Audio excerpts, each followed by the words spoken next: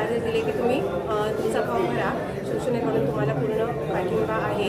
त्यामुळे आज मी सकाळीच अर्ज दाखल केलेला आहे आणि त्या अनुषंगाने मी माझं काम जे आहे ते सुरू केलेलं आहे. जिल्ह्यात महायुती झालेली आहे. महायुतीसाठी साठेली बेडशी हा मतदारसंघ भाजपसाठी निश्चित आहे.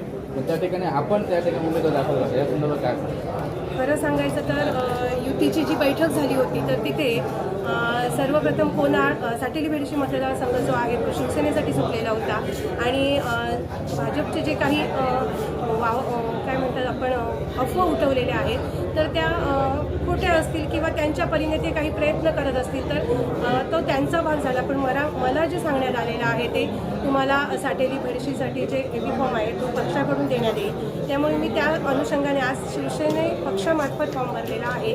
जे काही असेल ते सर्व निर्णय जे आहेत ते पक्षश्रेष्ठींकडून मिळतील. विकासाचं विजन कसं असेल?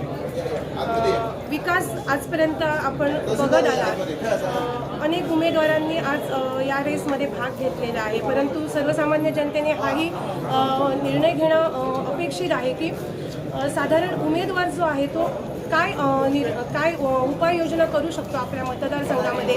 बरेच उमेदवार आहेत जे आपले प्रश्न आहेत ते स्वतः मांडणं अपेक्षित आहेत किंवा एखादा प्रतिनिधी जो आहे तो स्वतः सर्वसामान्य लोकांच्या प्रश्नांसाठी झटणं महत्त्वाचं आहे. तर जे उमेदवार आहेत ते खरंच त्या योग्यतेचे आहेत का हेही लोकांनी तपासणं महत्त्वाचं आहे. आणि माझं जे विजन आहे ते खरंच सर्वसामान्य जनतेपर्यंत पोहोचून त्या दृष्टीने त्यांच्या विकासात्मक ज्या काही उपाययोजना करता येतील तर त्या दृष्टीने मी खरंच प्रयत्न करणार आहे. असं नाही, निवडून आल्यानंतर मी प्रत्येक एक दिवस तरी प्रत्येक मतदारसंघातल्या प्रत्येक ग्रामपंचायतीमध्ये जाऊन त्यांच्या ज्या काही अपेक्षा आहेत माझ्याकडून ते पूर्ण करण्याचा नक्कीच प्रयत्न करणार. थँक्यू.